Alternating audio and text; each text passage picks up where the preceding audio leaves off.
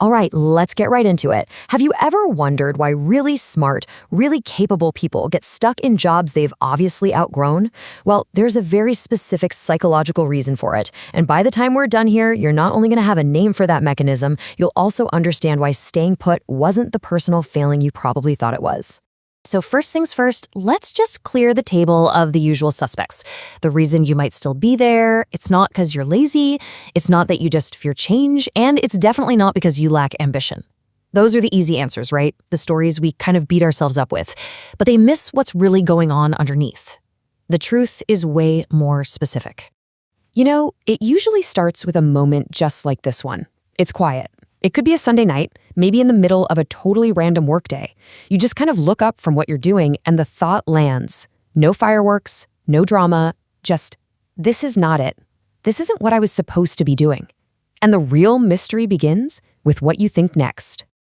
Okay, so to crack that mystery, we first have to put a really accurate name on the feeling itself. Because the words we normally reach for, they just don't quite fit. And this is a really, really important distinction.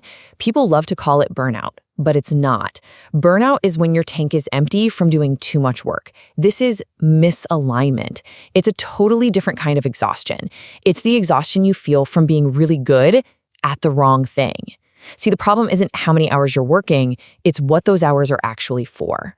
And this is exactly why it feels so isolating. To everybody else, on the outside, everything looks amazing. Your boss thinks you're a star performer. Your colleagues know you always deliver. Your family sees the stability, the title. You're crushing it. No one sees the internal cost because all that external success is the perfect camouflage for how misaligned you actually feel.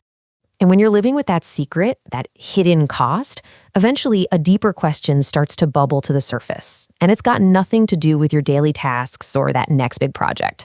No, it's about something much more fundamental. And here it is. This is the absolute crux of it.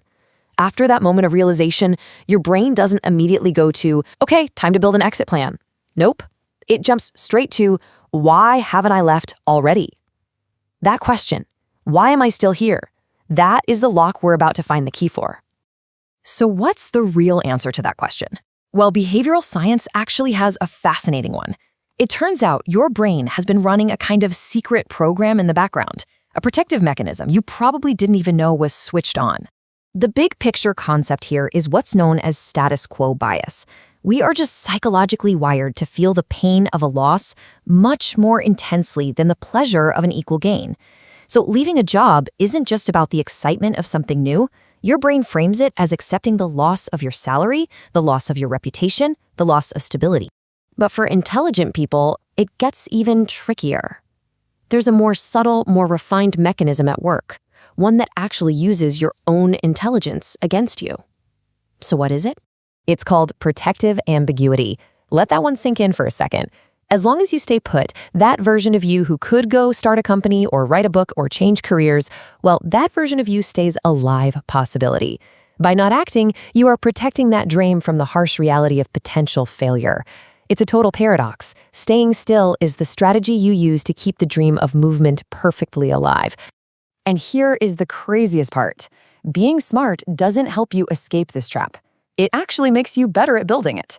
You're more clever at rationalizing the risks of leaving. You're more articulate about what you stand to lose. Your own intelligence literally provides the bricks and mortar to build the walls of this prison higher and stronger. But this protective mechanism, it's not harmless. It's not some neutral waiting game. It has a real cost, a quiet, corrosive cost that adds up over time. Just think about it this way. At 38, maybe your belief in that other you is rock solid. Oh yeah, I could totally do that. By 42, after a few years of not doing it, a tiny little crack appears in that certainty. And by 45, that crack isn't just a crack anymore. Now it has a story attached to it. A story about how you're the kind of person who talks a big game but never actually does anything. It's just this slow, quiet death by 1,000 cuts to your self-belief. And that right there leads to the most dangerous pivot in this whole process. It's that moment when the problem in your head stops being about your circumstances and starts being about your character. I mean, just look at the difference here. I'm in the wrong job. Okay, that's a logistical problem. It's a puzzle you can solve. But when the story shifts to, I am someone who doesn't act, whoa, that's not a puzzle anymore. That feels like a final verdict on who you are as a person. And as soon as the stakes get that high, the paralysis is total. The trap has just snapped shut. So, how in the world do you get out? Well, the good news is it's not about taking some dramatic, terrifying leap. It's about completely reframing the situation and finding a real, tangible path forward. And here is the single most powerful idea to help you do that. Your paralysis isn't the problem. It's not a weakness. Your paralysis is information. It is a completely logical, predictable response to a situation where the stakes have been quietly jacked up to the level of your own identity. So the key is to just change the question you're asking yourself. You have to stop asking these huge, terrifying questions about your identity, like, am I brave enough? And instead, you have to start asking tiny, practical questions about information, like, what is the smallest thing I need to know in order to take the next step? This is what a controlled exit actually looks like. Step 1, name the mechanism. We just did that. It's protective ambiguity. Step 2, reframe the question. Make it about information, not identity. And step 3, take the absolute smallest, most deliberate step you can think of. We're not talking about a leap, we're talking about a tiny step designed to get you more information. So I want you to consider a different interpretation of your last few years. You weren't failing. You weren't being weak. You were actually running a very sophisticated, though yes, costly, strategy. A strategy to preserve a possibility that was deeply important to you. If you take away anything from this, let it be this. That confusing, unnamed fog you've been living in, it has a name now. Protective ambiguity. And once you can name something, you can navigate it. You can't fight an enemy you can't see. Well, now you can see it. And that brings us to one last thought I want to leave you with. Take a second and really think about this question. Can you pinpoint the moment it happened? The moment the problem shifted from being about your career to being about your character. Because finding that moment is the first step in shifting it back. You have the name for the mechanism now.